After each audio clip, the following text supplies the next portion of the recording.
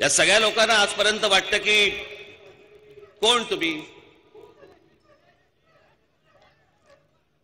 5 वर्षातनं एकदा फक्त मतदानासाठी बोलवायचं, नंतर कोण तुमच्याकडे डोंगून बघतंय, समोर जे मिळेल ते आपलं फक्त तुमच्या समोर फेकायचं, बोलायचं आणि निघून जायचं.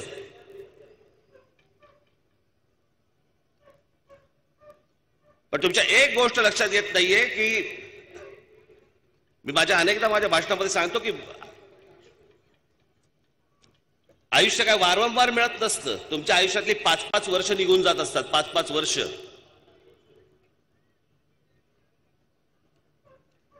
कोणी आज शाळेत असतो तो उद्या कॉलेजमध्ये जातो, जो कॉलेजमध्ये असतो तो उद्या नोकरी शोधत असतो, जो नोकरी शोधत असतो तो आपल्या परिवाराचा विचार करत असतो. आणि ह्या सगळ्या ज्या निवडणुका तुमच्या आयुष्यामध्ये येतात, ह्या सगळ्या निवडणुकांच्या समोर ज्यावेळेला ती माणसं येतात आणि तुमच्याशी खोटं बोलायला लागतात,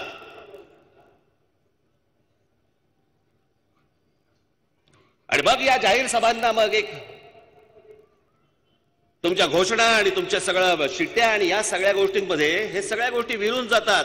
तुम्ही येता, ऐकता, विरून जाता आणि लोक परत मूर्ख बनवायला टपलेले असतात तुमच्याकडे. का? कारण आम्ही हा राजकारण, निवडणूक हा विषय आम्ही गांभीर्याने घेतच नाही.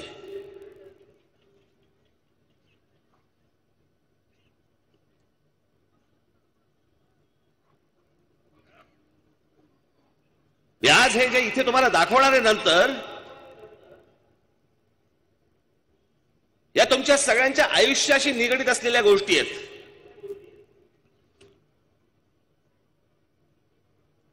की तुमच्या समोर यायचं, 5 वर्षातनं एकदा यायचं, तुमच्या समोर वाटेल त्या थापा मारायच्या, खोटं बोलायचं,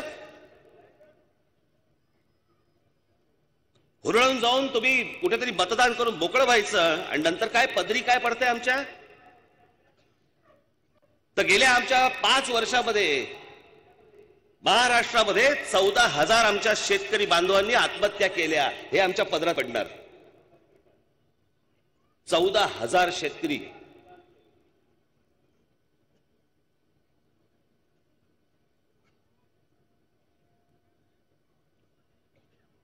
अगोदरचे वाईट म्हणून सांगून हे आले, हे त्यांच्यापेक्षा भयानक निघाले.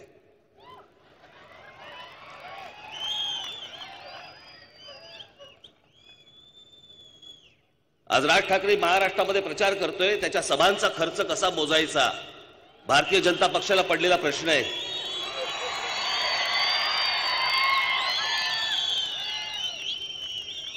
मला असं वाटतं आमच्या सभांचा खर्च मोजण्यापेक्षा 5 वर्षात किती थापा मारल्या या मोजल्या तरी खूप झालं.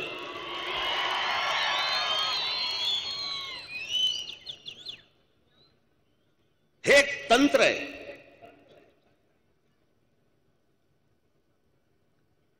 आणि तंत्र कसलं? तर एखादी गोष्ट, एखादी बातमी तुमच्या समोर आणायची, मग ती जर समजा तुम्हाला त्रास देत असेल, मग दुसरी बातमी आणायची, मग तिसरी आणायची, मग चौथी आणायची. सो इतक्या रोज काहीतरी गोष्टी आणायच्या की तुम्ही सगळ्या अगोदरच्या गोष्टी सगळ्या विसरून जाता.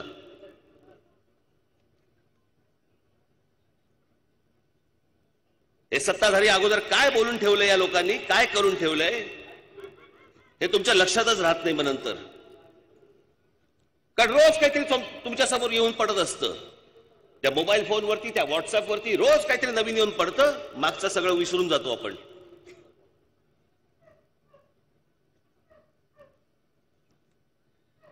आणि या राजकारणी लोकांना, यांना सत्ताधाऱ्यांना हेच हवंय तुमच्याकडनं की अगोदरचं जे झालंय हे विसरून जा. आम्ही काहीतरी एक नवीन उभं करतो, ते लक्षात ठेवा.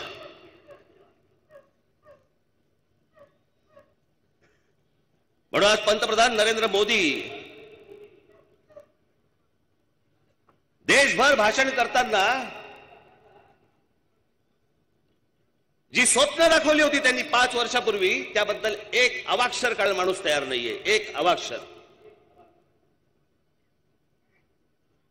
बोलतायत काय? तर पुलवामामध्ये झालेल्या आमच्या शहीद जवानांच्या नावाने मतं मागतायत.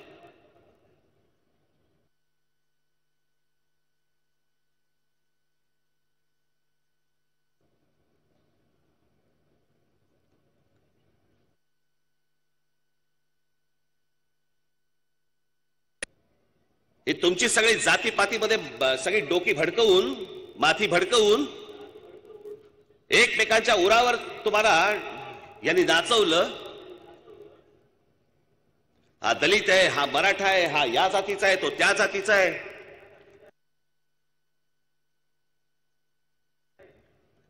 कधी ह्याला सांगायचं आरक्षण देतो, कधी त्याला सांगायचं आरक्षण देतो. याच सरकारने सांगितलं होतं ना, आम्ही दरवर्षी 2 कोटी लोकांना रोजगार देऊ, सांगितलं होतं ना. जर दरवर्षी 2 कोटी लोकांना जर समजा या लोकांनी रोजगार दिला असता तर 5 वर्षामध्ये साधारणपणे 10 कोटी लोकांना रोजगार मिळाला असता. 10 कोटी लोकांना रोजगार मिळाला असता याचा अर्थ साधारणपणे घरची जर 4 माणसं पकडली तर 40 कोटी लोकांचा प्रश्न सुटला असता. झालं काय? एके दिवशी आमच्या पंतप्रधानाला एक झटका आला आणि एका रात्री त्यांनी नोटा बंद करून टाकल्या. या नोटाबंदीचा परिणाम काय झाला हे आता आकडे बाहेर येत आहेत. तर आमच्या देशातल्या अधिकृत आकडा, आमच्या देशातल्या साधारणपणे 4.5 ते 5 कोटी लोकांचे नोकऱ्या गेल्या. देशातल्या 4.5 ते 5 कोटी लोकांच्या नोकऱ्या गेल्या. जे 2 कोटी लोकांना दरवर्षी रोजगार देणार होते त्यांच्या एका निर्णयाने या देशातल्या 4.5 ते 5 कोटी लोकांच्या नोकऱ्या गेल्या. हा अधिकृत आकडा, अनधिकृत माहित नाहीत.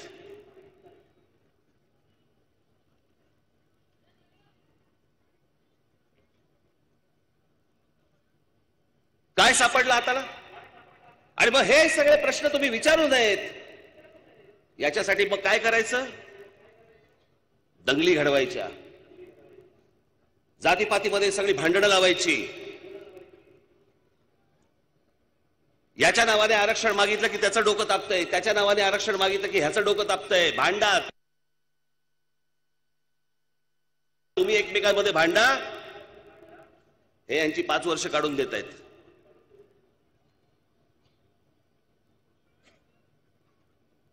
या विषय मागे पण बोललो होतो. मी पुन्हा सांगतो की जर महाराष्ट्रामध्ये कोणत्याही उद्योगामध्ये, नुसत्या सरकारी नाही, कोणत्याही उद्योगामध्ये समजा महाराष्ट्रातली माझी मराठी मुलं आणि माझ्या मराठी मुली यांना जर काम मिळालं, महाराष्ट्राला आरक्षणाची गरजच नाहीये.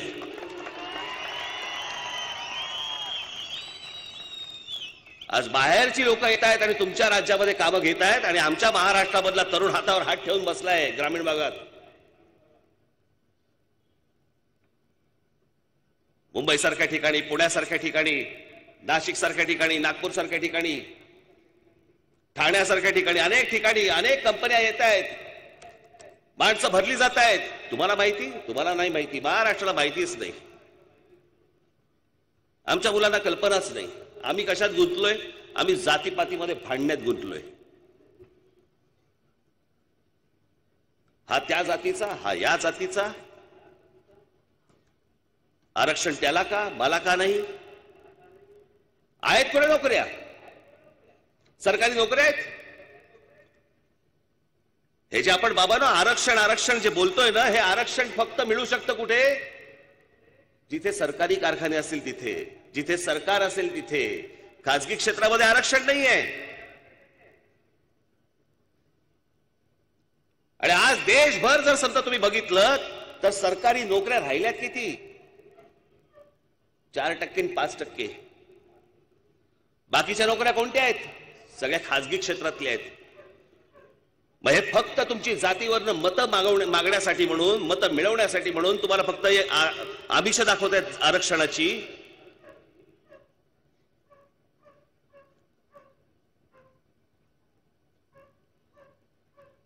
कालच आमच्या बाबासाहेबांचं, परमपूज्य डॉक्टर बाबासाहेब आंबेडकरांची जयंती झाली.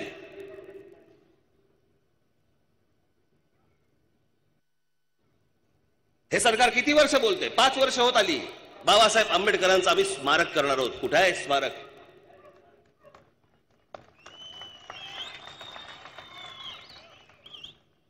स्मारकाची कल्पना मी दिली होती. माझ्याकडे आजही स्मारकाची कल्पना आहे, जो भूखंड स्मारकासाठी म्हणून आरक्षित केलेला आहे त्या जागी जगातलं सर्वात मोठं वाचनालय उभं करा, जगातली सगळ्यात मोठी लायब्ररी उभी करा. आमच्या डॉक्टर बाबासाहेबांच्या नावावरती ते स्मारक आहे, तिथे जगातली सगळ्यात मोठी लायब्ररी उभी करा. अख्खं जग ज्ञान घेण्यासाठी म्हणून त्या जागी आलं पाहिजे. हे म्हणतात स्मारक. पुतळे उभे करणे म्हणजे स्मारक नाही. आमच्या शिवछत्रपतींचं स्मारक समुद्रात उभे करणार आहेत. पंतप्रधान गेले होते बोटीतनं समुद्रात माती टाकायला. काही येळा बांधवायला काय आहे की नाही लिमिट? आमच्या शिवछत्रपतींचं खरं स्मारक हे महाराजांचे आमचे गडकिल्ले जे आहेत हे त्यांचं खरं स्मारक आहे. ती नीट बनवा. ती जर उत्तम बनली तर आमच्या पुढच्या भावी पिढ्यांना आम्ही सांगू शकू की आमचा राजा कोण होता, आमचा राजा काय होता, त्याने काय उभं केलं. पण यांना या गोष्टी करायच्या नाहीयेत. तुम्हाला फक्त जाती जातीपातीमध्ये फक्त गुंतवून ठेवायचंय. तुम्हाला धार्मिक गोष्टींमध्ये फक्त गुंतवून ठेवायचंय ना. तुमच्या नोकऱ्यांचा विषय संपवायचा आहे ना अजून कुठच्या गोष्टी करायच्या आहेत. हे बघा माझ्याकडे इथे काय झालं. स्वच्छ भारत. माझ्याकडे प्रचाराचा खर्च मागते भाजप. या नरेंद्र मोदींनी गेल्या 5 वर्षामध्ये ज्या सगळ्या फेल योजना आहेत, ज्या योजनांचं काही झालं नाही, त्याच्या फक्त जाहिरातींवरती केलेला खर्च हा 4,880 कोटी आहे. नुसत्या जाहिरातींवरती केलेला खर्च हा 4,880 कोटी रुपये. फक्त जाहिराती.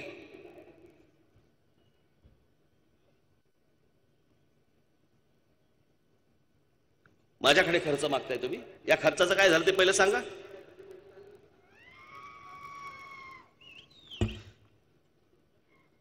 स्वच्छ Bharat, stand up India, make in India, कोणाला कामं मिळाली?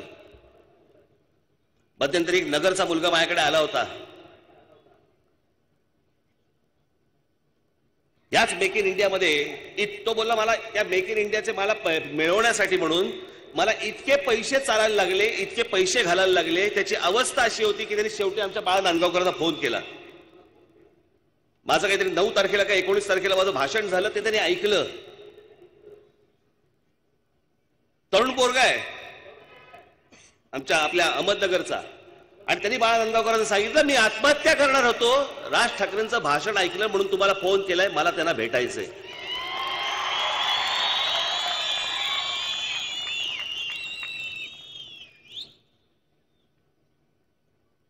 काय झालं त्या मेक इन इंडियाचं? कोणाला कामं मिळाली? काय झालं त्या स्टार्टअप इंडियाचं? मध्यंतरी ते टून काढलं स्मार्ट सिटी. स्मार्ट सिटीमध्ये शहरं कुठची होती? त्यातलं एक शहर होतं सोलापूर. पण काय झालं त्या सोलापूर शहराचं?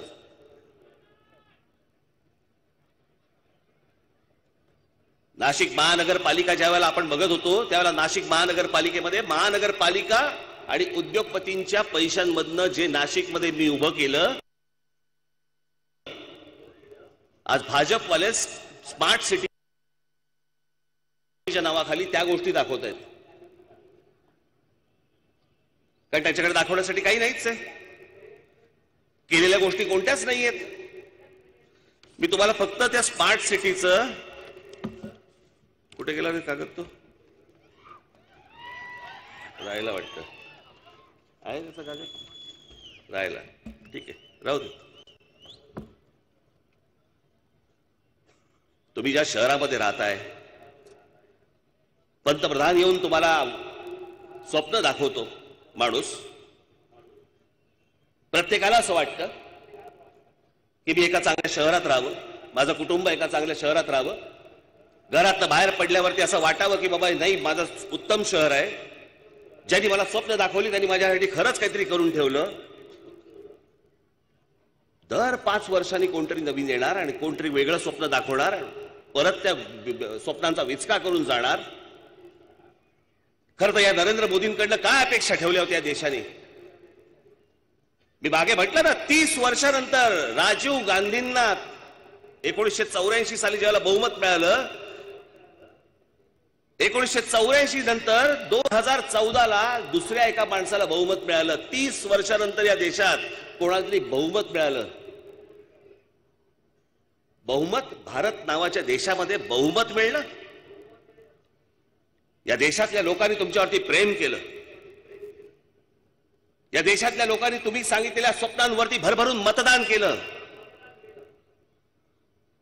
आणि कालांतराने या देशाच्या लक्षात आलं तुम्ही खोटं बोललात या देशाशी. नरेंद्र मोदी या देशाशी थापा मारल्या, खोटं बोलले.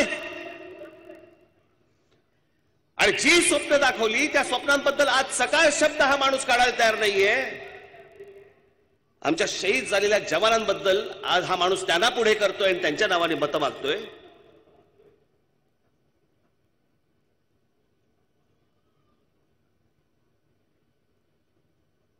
काय बोलायचं म्हणजे मला काही समजतच नाही लोकांचं.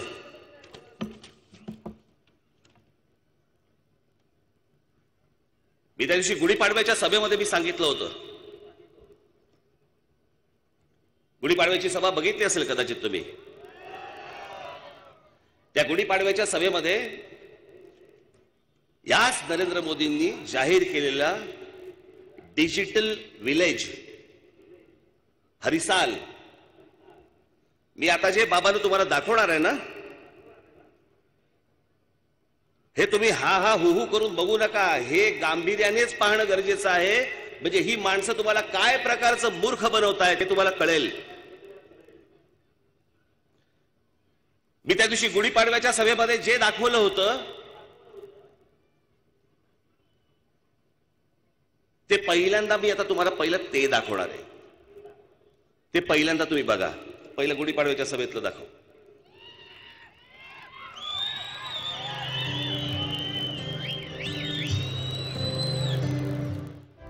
स्कूल में आपको टैब मिला है क्या छुटाना? नहीं स्कूल की तरफ से टैब मिला है? नहीं, कंप्यूटर है कि नहीं सिखाते नहीं। कंप्यूटर है, सिखाते नहीं है.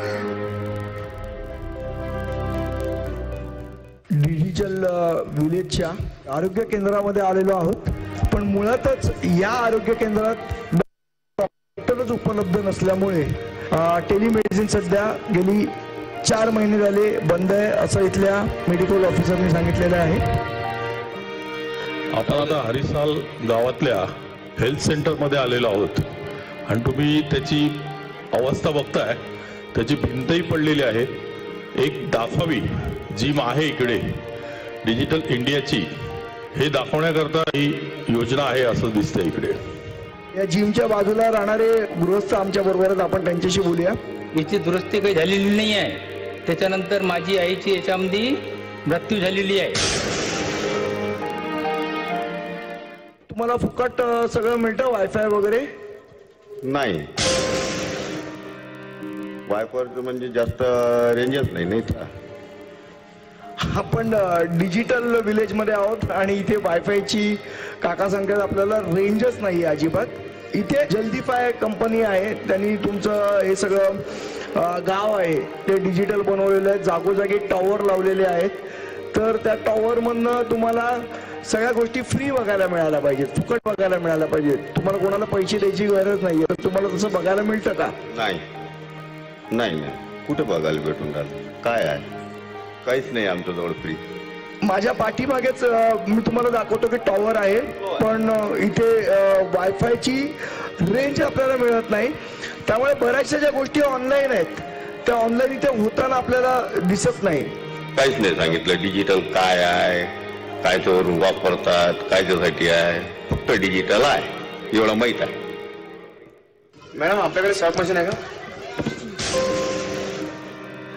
नाही आहे. नहीं नाही. नहीं नाले काका आपल्याकडे स्वॅप मशीन आहे का? शॉप मशीन नाही. तुमच्या बँकेत खातं आहे का? हा, खाता आहे. तुमच्याकडे एटीएम कार्ड आहे का? नाही आहे. मग तुम्ही पैसे कसे काढता बँकेतनं? अकाउंटमध्ये बँकेत जाऊन काढता का तिथे मशीन मध्ये पैसे काढता? बँकेत जाऊन. हां. मग तुम्हाला बँकेने कार्ड नाही दिलं का? नाही. डिजिटल इंडिया आपण म्हणतो, पण बऱ्याचशा कस्टमरकडे बँकेचं एटीएम कार्डच नाहीये. ये खेती आपकी है क्या? हाँ. सिर्फ खेती करते हो यार और कुछ? हाँ, खेती काम ही करते हो. ये गाँव डिजिटल हुआ, पता है ना आपको? हाँ. आप मोबाइल यूज करते हो क्या? मोबाइल नहीं है अपने पास. मोबाइल नहीं है. हाँ. घर में किसी के पास? घर में नहीं. घर में नहीं.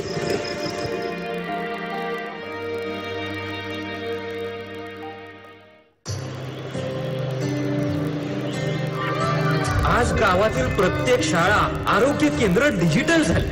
एवढंच काय, लोक ऑनलाईन व्यवहार करतायत.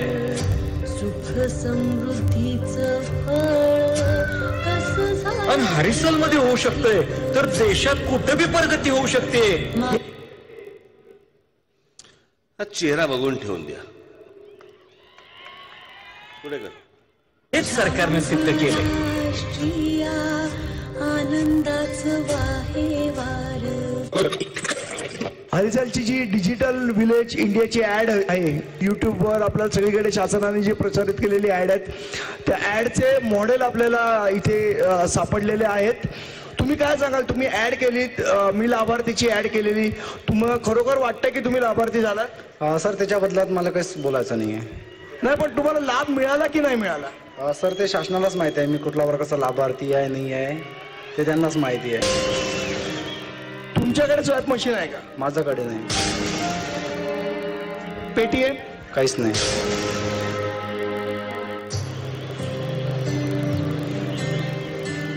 मी लाभार्थी होय, हे माझं सरकार. होय हे माझं सरकार.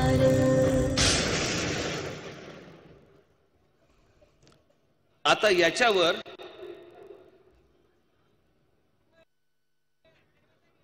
मुख्यमंत्री देवेंद्र फडणवीस माझ्याबद्दल काय बोललेत ते ऐका. तुम्ही मगाशी डिजिटल इंडियाचा विषय काढला होता, त्याच्यामध्ये राज ठाकरेंनी एक क्लिप काल दाखवली होती हरिसालची. हरिसाल डिजिटल झालं असं तुम्ही म्हणत होतात, मात्र त्यांनी पूर्ण पोलखोल केली त्याची. आजही तुम्ही जाऊन बघा हरिसालला. माझं म्हणणं राज ठाकरे गेलेच नाहीत.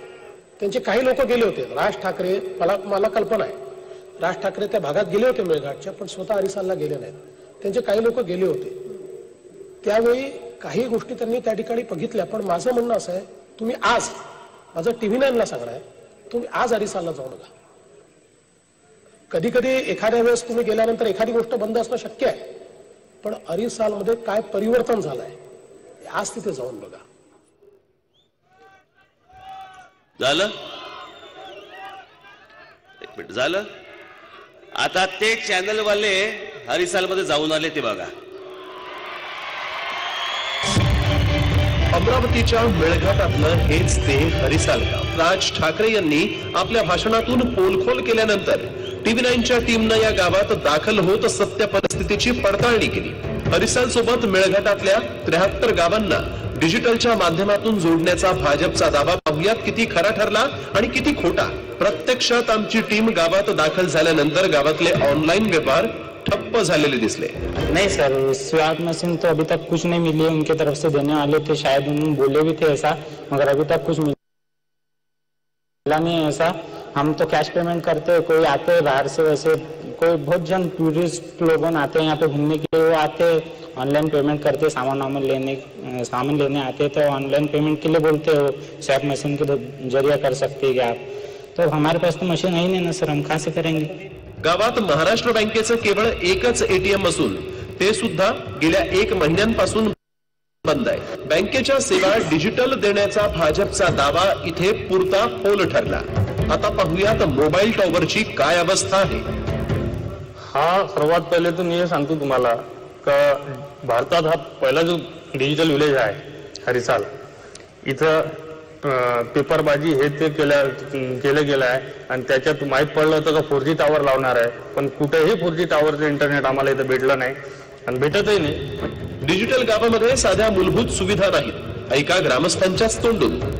यहाँ पे तो सर कुछ भी नहीं मिला अभी तक. जैसा बोलते टावर का दिख रहा है टावर ही ना रोड है ना कुछ है, बाकी पानी की व्यवस्था नहीं, ना कुछ खेती में कुछ ये नहीं. प्रत्यक्षात आपणही बघितलं की याच ठिकाणचं एटीएम मशीन बंद आहे, मोबाईलचं टावरही नेटवर्क नाहीये, शिवाय पाणी या स्थानिक नागरिकांना मिळत नाही, रस्त्याची सुविधा देखील या ठिकाणी नाही आहे. आता आणखीन एक धक्कादायक माहिती TV9च्या रियालिटी चेक मधून समोर आली. भाजपच्या जाहिरातीत गोपालकृष्ण ऑनलाईन सेंटरचा संचालक मनोहर खडके याची सत्य परिस्थिती राज ठाकरे यांनी व्हिडिओतून समोर आणली. मॉडेल आपल्याला इथे सापडलेले आहेत. तुम्ही काय सांगाल, तुम्ही ऍड केलीत, मी लाभार्थीची ऍड केलेली, तुम्हाला खरोखर वाटतं की तुम्ही लाभार्थी झालात? सर त्याच्या बदलात मला काहीच बोलायचं नाहीये. नाही, पण तुम्हाला लाभ मिळाला की नाही मिळाला? सर ते शासनालाच माहिती आहे मी कुठला वर्गाचा लाभार्थी आहे नाही आहे, ते त्यांनाच माहिती आहे. मात्र TV9च्या रियालिटी चेक मध्ये आणखीन एक धक्कादायक परिस्थिती समोर आली. ती म्हणजे मनोहर जाहिरातीत लाभार्थी दाखवण्यात आला होता, मात्र हाच मनोहर आता मूळ रोजगाराच्या शोधात आपलं दुकान बंद करून शहरात गेल्याचं नागरिकांनी सांगितलं. तर कामाच्या शोधासाठी पुण्याला गेला असं माहीत पडलं आम्हाला, आणि दुकान कमीत कमी 4-5 महिन्यापासून बंद पडलेली आहे. आणि जो मुलगा होता इथं ऑनलाईनचं काम करणारा, त्याचं काही ऑनलाईन इथं चालू नाही राहिलं होतं. हरिसाल गाव डिजिटल झाल्याचा गाजावाजा भाजपनं संपूर्ण देशामध्ये केला. त्यानंतर राज ठाकरेंनी भाजपची पोलखोल करत हरिसालची परिस्थिती उघड केली. या दोघांचेही दावे पडताळत TV9नं रियालिटी चेक केला आणि या रियालिटी चेक मध्ये भाजप फोल ठरली. भाजपचे जाहिरातीतले दावे खोटेच असल्याचं सिद्ध झालं. राजकारणात हेवे दावे केले जात असले तरी राज यांनी व्हिडिओतून दाखवलेली परिस्थिती आणि TV9नं केलेला रियालिटी चेक दोन्ही भाजपला तोंडावर पाडणारेच ठरले. सुरेंद्र आकोडे, TV9 मराठी, अमरावती.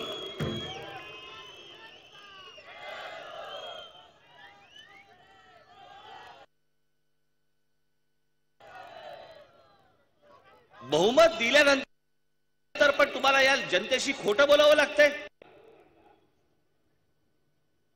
जो त्या जाहिरातीतला जो मुलगा आहे ना, जो हरिसाल गाव सोडून तिथून निघाला,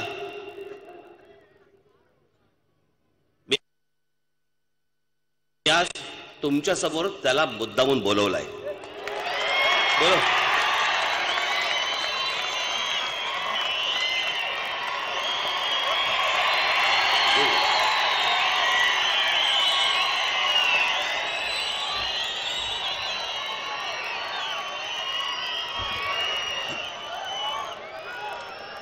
त्याचं तिथे काहीही झालं नाही, म्हणून हा तिथे कामासाठी म्हणून तिथनं बाहेर पडला आणि पुण्या मुंबईमध्ये कुठेतरी मला काम मिळेल का या शोधामध्ये आला.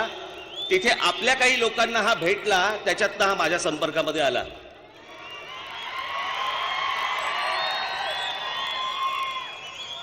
भारतीय जनता पक्षाचे तिथले जे कोणी लोक आहेत, नेते तिथले आहेत, ते ह्याला शोधतायत, त्याला फोन करतायत की झालं चुकलं आमच्याकडनं विसरून जा, परत ये आमच्याकडे, आम्ही तुला सगळ्या गोष्टी देतो. जवळ बस.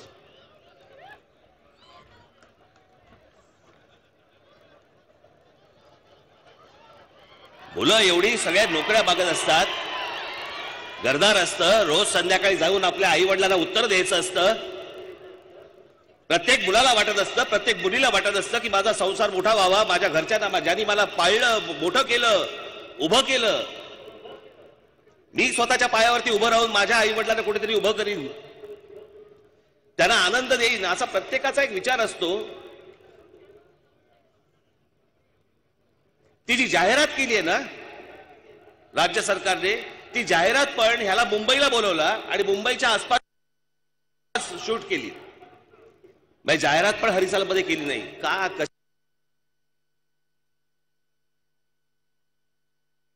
कशासाठी करताय तुम्ही हे? मुख्यमंत्र्यांनी सांगून दाखवा आता, माझा दावा खोटा आहे का?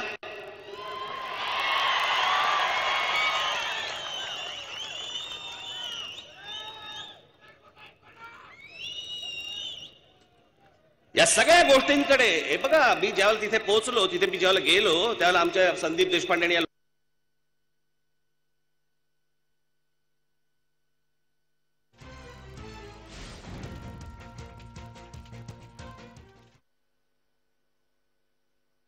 लोकांना, त्यांनी मला तिकडे कोणीतरी माहिती सांगितली, मग मी त्यांना सांगितलं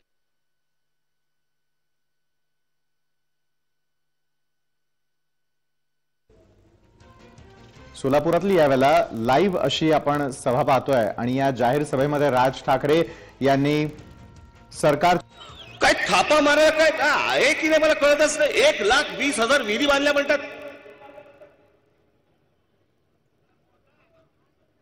आणि महाराष्ट्रामधली साधारणपणे 27-28 हजार गावं आज दुष्काळग्रस्त म्हणून जाहीर केली आहेत.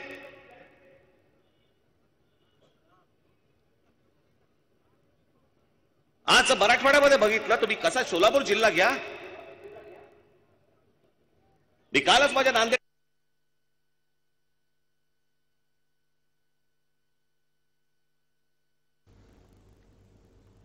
तर राज्य सरकारनं आजपर्यंत केलेल्या जाहिरातींची पोलखोल करण्याचा विडाच आज राज ठाकरे यांनी उचललाय असं दिसतंय. 1200 फूट खाली पाणीच मिळत नाही.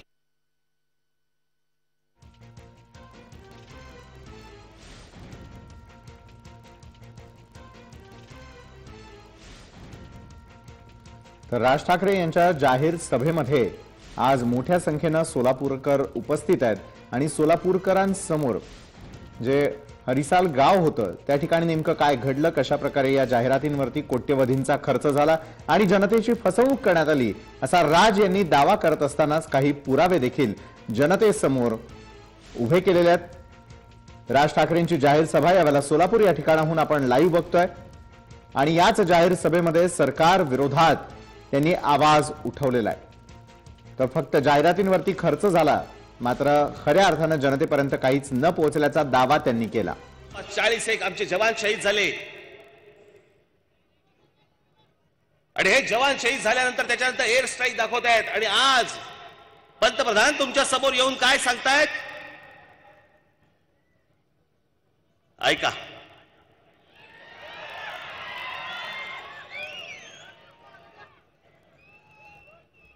मैं आपसे कहना चाहता हूं मेरे देश के फर्स्ट टाइम वोटर को, आप भी संकल्प कीजिए कि पहला वोट आपका जो आपके जीवन की ऐतिहासिक घड़ी है, आपके जीवन पर याद रहेगा कि पहला वोट कब डाला, कहां डाला, कौन सा चुनाव था, किसको डाला, ये जीवन भर याद रहने वाला है. हर किसी को पहली घटना याद रहती है. मैं जरा कहना चाहता हूं मेरे फर्स्ट टाइम वोटरों को, क्या आपका पहला वोट पाकिस्तान के बालाकोट में एयर स्ट्राइक करने वाले वीर जवानों के नाम समर्पित हो सकता है क्या? मैं मेरे फर्स्ट टाइम वोटर से कहना चाहता हूं कि आपका पहला वोट पुलवामा में जो वीर शहीद हुए उन वीर शहीदों के नाम आपका वोट समर्पित हो सकता है क्या? जवानांच्या नावाने मतं मागतात. आता ज्यांच्या घरातला एक तरुण गेला त्या कुटुंबाकडे बघायला कोणाला वेळ नाहीये. त्यांच्या घरी काय दुःखाचा डोंगर कोसळला असेल त्या परिवाराकडे कोण बघणारे, काय बघणारे माहित नाही. आणि आमचे पंतप्रधान त्या शहीद जवानांच्या नावाने तुमच्याकडे मतं मागतायत. मी अशा इतका निर्लज्ज पंतप्रधान आजपर्यंत मी कधी बघितलं नाही. आजपर्यंत कधी बघितलं नाही मी. देशाला दाखवलेल्या स्वप्नांच्या व्यतिरिक्त या सगळ्या गोष्टींवरती म्हणजे याच्यासाठी तुम्हाला हे सगळं हवं होतं म्हणून पुलवामा घडलं का? मग मी ज्या वेळेला तेव्हा सांगितलं होतं की 4 वर्षापूर्वी की युद्ध सदृश परिस्थिती निर्माण करतील, त्याचंच द्योतक आहे. याच पंतप्रधानांच्या मनामध्ये आमच्या वीर जवानांबद्दल, देशाची सरहद्द जे सांभाळतायत, जे देश सांभाळतायत, आज अनेक सोलापूरचे देखील अनेक जवान तिकडे असतील, या जवानांबद्दल याच नरेंद्र मोदींच्या मनामध्ये काय आहे पुन्हा एकदा ऐका. मी हे तर प्रत्येक सभेमध्ये ऐकवणार आहे. सेना में एक जवान जितना साहस करने का ताकत रखता है ना, उससे ज्यादा साहस करने का ताकत व्यापारी रखता है. सेना में एक जवान जितना साहस करने का ताकत रखता है ना, उससे ज्यादा साहस करने का ताकत व्यापारी रखता है. आमच्या देशाचा जवान याच्यापेक्षा साहस करणारा कोण तर व्यापारी असतो. आमच्या जवानाबद्दल आमच्या पंतप्रधानांच्या मनामध्ये काय आहे? जो तिकडे गोळ्या खातोय, जो तिकडे शहीद होतोय, जो तिकडे मरतोय, त्याच्यापेक्षा साहसी कोण आहे? तर म्हणे व्यापारी आहे. हे ज्या माणसाच्या मनात असेल त्या माणसाचा विचार काय असेल? जो आता झालेल्या घटनांबद्दल जर समजा तुमच्याकडे मत मागत असेल, कोण तुम्ही आहात त्यांच्यासाठी? त्यांच्या डोक्यात जे चालू आहे ना आता, हे नरेंद्र मोदी आणि अमित शहा या दोघांच्या डोक्यात जे चालू आहे ना, हे सगळं रशियाच्या लेवलवरती घेऊन जायचंय. रशियाच्या एक 8-10 फक्त लोकांच्या हातामध्ये या देशाची सूत्र असणार. 8-10 लोक फक्त सगळ्या ह्या गोष्टी सांभाळणार. अर्थकारणापासून सगळ्या गोष्टी एक 10 लोक बघणार. बाकी तुम्ही कोण? तुम्ही गुलाम. तुम्हाला बोलायला स्वातंत्र्य नाही. आज आमचे पत्रकार बांधव कुठे आहेत? इथे आज लिहू शकतायत, पण दुर्दैवाने या देशामध्ये जर समजा परत हे आले, ह्यांच्या समोर घटना घडतील पण हे लिहू शकणार नाहीत. यांच्या समोर घटना घडतील पण हे बोलू शकणार नाहीत. संपूर्ण देशाची गळचेपी करून टाकतील. तुम्हाला उद्या कुठच्या एखाद्या अन्यायाबद्दल समजा विरोधामध्ये जर बोलायचं असेल, तुम्हाला बोलता येणार नाही. हे त्या प्रकारे घेऊन जायचा प्रकार सुरू आहे. जे 1934, 35, 31च्या काळामध्ये जे ॲडॉल्फ हिटलरने जे केलं ना जर्मनीमध्ये, त्या वाटेवरती हे भारत यांना न्यायचं आहे. या भारतातली संपूर्ण लोकशाही मोडून काढायची आहे. या भारतामधल्या सगळ्या संस्था मोडून काढायच्या आहेत.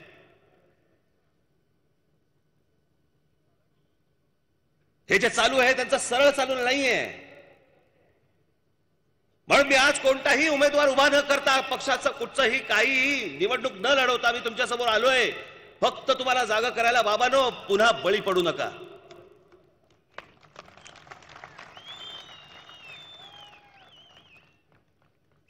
नरेंद्र मोदी आणि अमित शहा या देशाच्या राजकीय क्षितिजावरनं नाहीसे झाले पाहिजेत. या दोघांना तर नाहीच नाही, परंतु या दोघांना मदत होईल अशाही कोणाला मतदान करायचं नाही.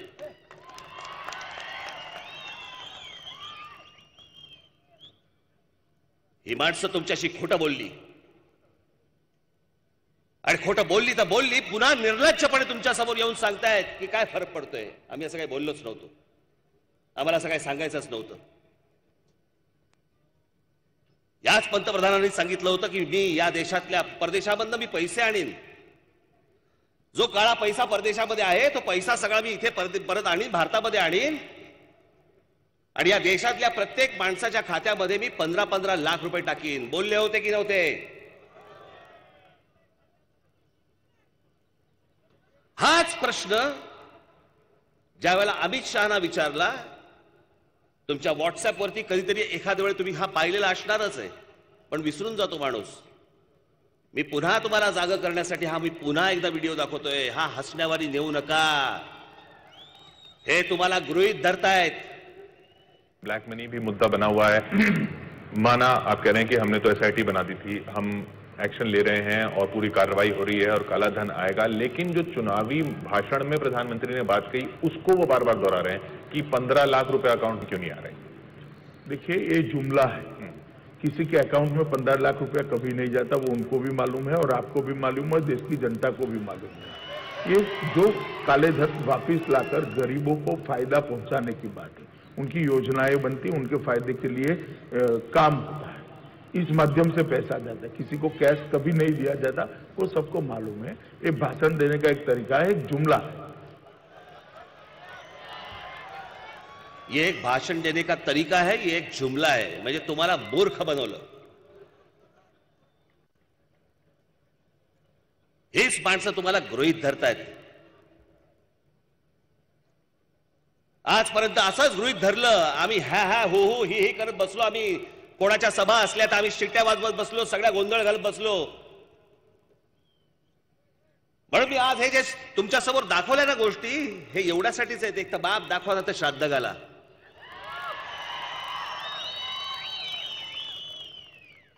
माझ्या अनेक अजून पुढे अनेक सभा आहेत, त्या सभांमध्ये मी अजून काही गोष्टी मांडणारच आहे. पण मी आज जो तुमच्याकडे आलोय तो फक्त तुम्ही जागे राहा. हे लोक वाटतील ते सांगतील. या लोकांनी ज्या प्रकारचा पैसा आज लुबाडलाय या देशामधनं, तुम्हाला अंदाजच नाही भाजपने काय कहर करून ठेवलाय तो. या निवडणुकीच्या तोंडावर मी तुम्हाला सांगतोय, हे पैसे वाटतील, घ्या.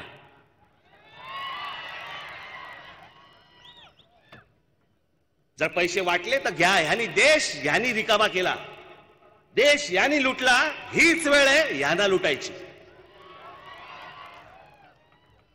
पण यांच्याकडे परत डुंकून देखील बघू नका. काय हो?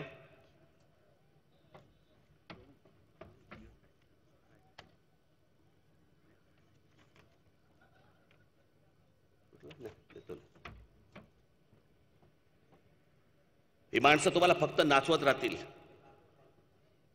किती खोटं बोलायचं, वाटलं पहिले अगोदरचे वाईट म्हणून यांच्या हातामध्ये सत्ता दी. हे असे निघावेत. ज्या माणसावरती विश्वास टाकला त्यांनी केसाने गळा कापावा. आज आमच्या देशामध्ये ज्या बलात्काराचं प्रमाण 2014 पासून 2018-19 पर्यंत जे वाढलंय या देशामधलं, हे त्याच्या आधीही नव्हतं. या संपूर्ण नोटबंदीमुळे आज सोलापूर मधल्या अनेक कारखाने, जवळपास इकडे यंत्रमाग कामगार कारखाने, याच्यामध्ये 84,000 जण काम करत होते, आज 44,000वरती आलेत. 44,000 लोकांच्या नोकऱ्या गेल्यात, कामं मिळत नाहीयेत. संध्याकाळी घरच्याला तोंड कसं दाखवायचं कळत नाहीये या ह्यांच्या एका निर्णयाने. विरोधी पक्षामध्ये असताना जीएसटीला विरोध केला, सत्ताधारी झाल्यावरती जीएसटी आणला. ज्या ज्या गोष्टींना या माणसाने विरोध केलेला आहे, निवडणुकीच्या अगोदर सत्तेवरती आल्यावरती त्यांनी त्याच गोष्टी केलेल्या आहेत. कसा विश्वास ठेवायचा यांच्यावर?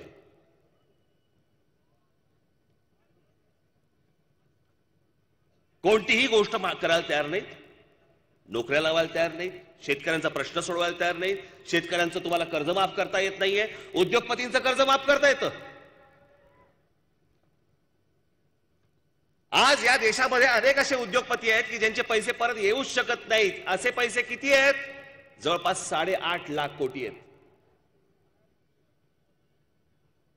त्यातले जवळपास या सरकारने, मोदींच्या सरकारने जवळपास 2.5 लाख कोटी रुपये माफ केले. कारण काय म्हणे, परत येणारच नाहीयेत. 2.5 लाख कोटी. या सगळ्या धनदांडग्यांसाठी म्हणून या सगळ्या गोष्टी सुरू आहेत का?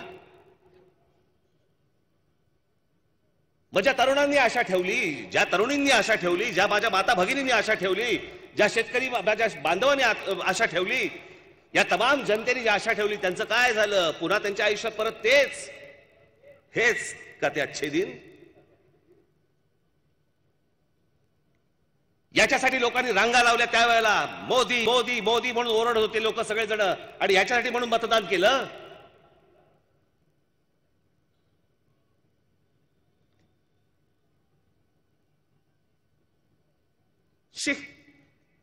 काय बोलायचं या लोकांना?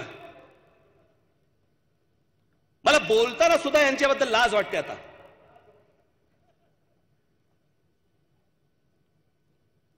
की तुम्ही इतकं प्रेम करता, तुम्ही इतका विश्वास दाखवता, आणि इतका विश्वास दाखवल्यानंतर देखील जर इतकं खोटं बोललं जाणार असेल, आणि दुसऱ्याच लोकांसाठी निवडणुकीच्या आधी काय म्हणत होते?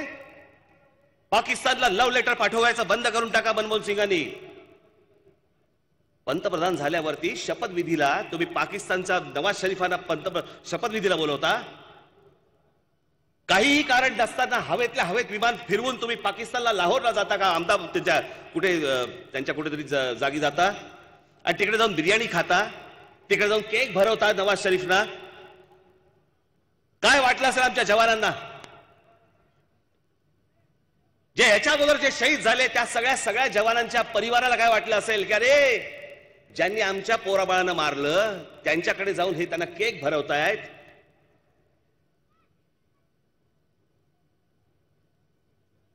आधी वारे बाप काय वाटेल ते सांगितलं. त्यांनी 1 मारला तर 4 मारा, गोळीचं उत्तर गोळीने गेलं पाहिजे आणि सगळ्या खोट्या गोष्टी करता. हे उरीचं झालं, त्याच्या अगोदर तुमचं पठाणकोट झालं, त्याच्यानंतर हे आता पुलवामा झालं. प्रत्येक अशा घटना ज्या ज्या वेळेला घडलेल्या आहेत त्या वेळेला देशामध्ये निवडणुका लागलेल्या आहेत. निवडणुकांसाठी म्हणून आमचे जवान वापरून घेणार.